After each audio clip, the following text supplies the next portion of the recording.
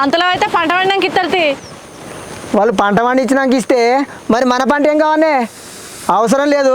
మీ అయ్యకన్నా మీ తమ్మినికన్నా phone చేసి పైసలు ఇప్పుడే ఇవ్వను. ఓ బోరు తెప్పించుకొని బోరు వేయించుకుందాం.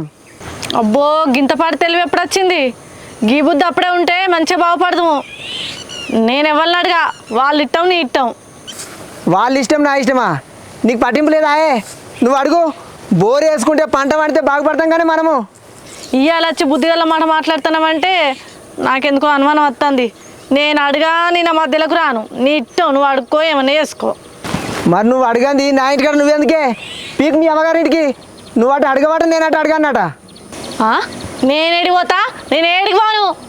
కాదుగా నీ ఎవరన్నా బోర్కి ఇప్పుడు వేసుకుంటారా?